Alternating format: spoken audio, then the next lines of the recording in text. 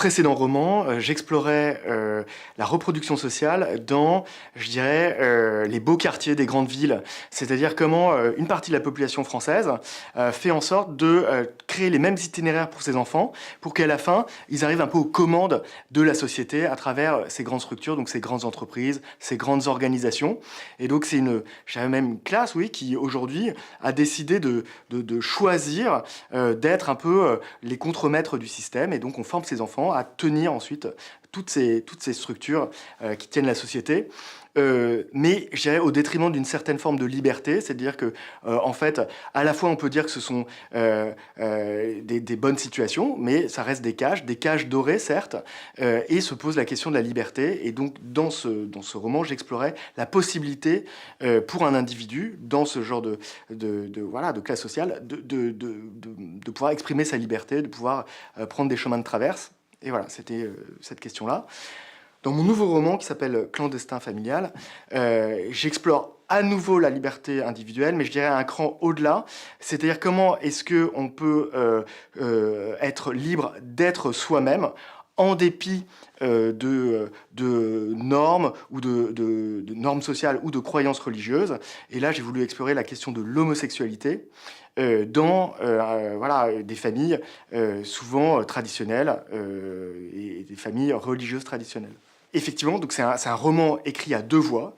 On a la voix du fils, Antoine, qui découvre petit à petit, au fur et à mesure qu'il grandit, qu'il n'est pas attiré par les choses dont on voudrait qu'il soit attiré. C'est-à-dire que lui, plutôt d'aller vers les filles, il va plutôt vers les garçons, et il comprend qu'en fait ça commence à poser de sérieux problèmes. Et donc ça va être toute sa découverte à la fois de sa réalité, je dirais, affective, et comment est-ce qu'il va pouvoir mettre en œuvre cette réalité affective dans ce milieu-là. Et à côté de ça, on a la voix du père, Hubert, qui découvre peu à peu que son fils ne rentre pas dans les cases dans lesquelles il voudrait qu'il rentre. Et pour le père, va se poser la question à la fois de son amour pour son fils, hein, qui est de son sang, et en même temps de l'adéquation de ce fils avec tout un tas de normes sociales qui effectivement ne marchent pas, quoi. Ce père se permet effectivement de garder une distance par rapport à son milieu et par rapport à son fils. C'est-à-dire qu'effectivement, ce père qui a intégré, je dirais, la bourgeoisie catholique traditionnelle, lui vient d'un milieu plus provincial, plus au contact je dirais des milieux plus populaires, et donc critique, ou du moins est capable de mettre de la distance par rapport à toutes les injonctions qu'il reçoit de ce milieu, qui est très normatif, qui dit ah ben non, les garçons se marient avec les filles, ils doivent faire tel type d'études, les filles pareil, et on doit souscrire à telle et telle et telle habitude. Et donc lui, voilà, il va réussir à mettre à distance ça pour garder un regard. Lui-même aussi a fait des études, c'est un lettré, le père, et donc il sait très bien que l'homosexualité existe. Voilà, il la comprend pas très bien, il pense que ça peut être un fait de culture, presque un choix, et donc, mais au moins il se pose des questions, et il va finalement essayer de discuter avec son fils, voilà, pour maintenir le dialogue. Ce père, donc, il est arrivé aux commandes d'une entreprise familiale, hein, d'une parfumerie, et bien sûr, il voudrait la transmettre à son aîné, puisque le fils en question, c'est son aîné. Voilà, et donc il y a toute cette question de cette transmission, à partir du moment où aussi le fils ne rentre pas exactement dans ce cadre-là. Est-ce qu'il va pouvoir transmettre l'entreprise familiale à ce fils aîné qui est homosexuel ou pas, miser sur les générations suivantes incarnées par ses sœurs et son frère. Enfin voilà, il y a toute une maïotique qui se crée, qui est parfois proche de la rupture. On suit aussi 40 ans de lutte, je dirais plutôt voilà, empreinte catholicisme, pour la famille ou pour la défense d'une certaine classe. Donc ça commence par les manifestations pour l'école libre, voilà, ou plutôt contre le projet de la loi Savary qui voulait réunir tout l'enseignement dans un seul grand service public de l'éducation nationale. Et donc voilà, ces familles-là font dérailler le projet du gouvernement, et elles vont continuer à lutter pour leur vision de la famille. Donc elles vont lutter contre le Pax, puis contre le mariage pour tous. Voilà, et en même temps, donc il y a ce narrateur, donc ce fils, qui lui se fait embrigader dans tous ces combats, mais qui découvre petit à petit ne pas être les siens. Et donc, à nouveau, s'ensuit une sorte de, je dirais, de friction qui est proche de la rupture, mais je crois qu'il y a un chemin qui peut être trouvé, et c'est ce que je voulais aussi exprimer dans ce roman. Dans ce roman, il y a effectivement des scènes qu'on pourrait relier à la comédie, tout simplement parce qu'il y a des scènes qui sont comiques en soi. C'est-à-dire que, voilà, pour les manifestations, bon, bah, il faut faire nombre. On se sait parfois peut-être un peu minoritaire, surtout sur les manifestations, je dirais, un peu plus tardives, donc contre le Pax. Donc, il faut vraiment prendre tout ce qu'on a sous la main. Donc, vraiment, les bambins qu'on met dans des poussettes, jusqu'à l'arrière-grand-oncle, qui a 99 ans, dans son fauteuil.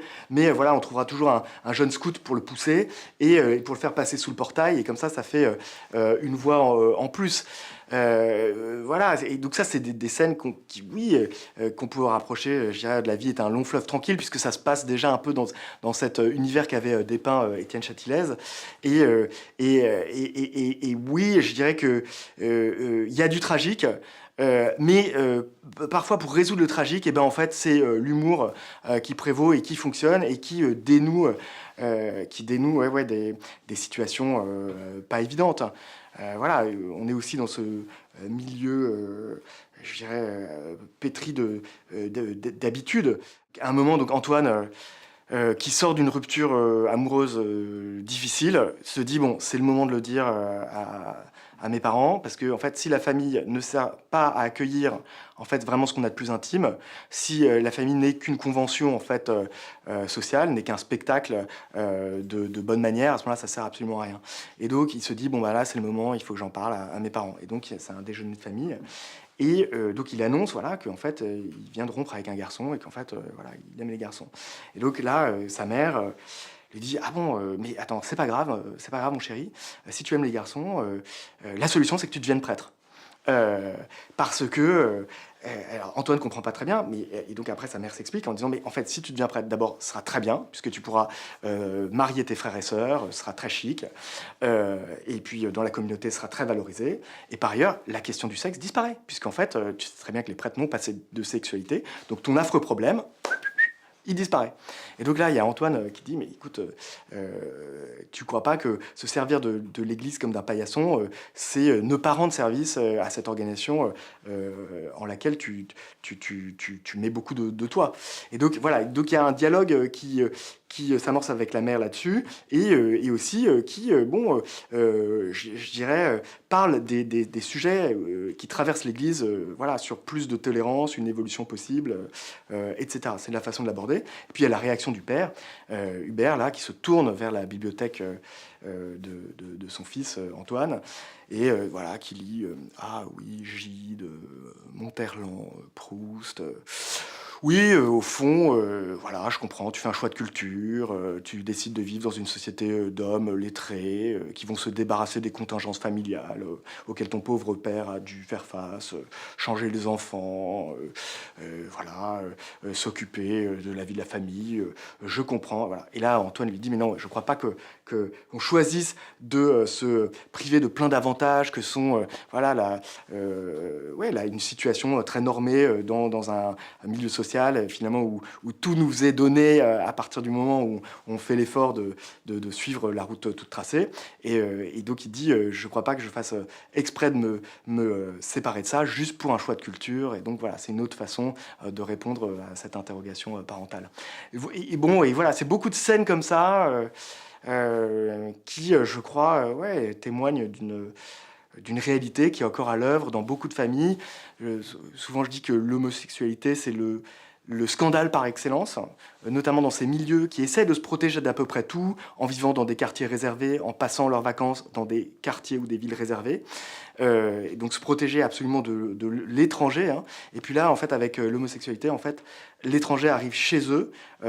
C'est un étranger qui leur ressemble, qui est de leur sang, et qui pourtant, d'un coup, pose la question de la différence et remet en question tout un ordre établi.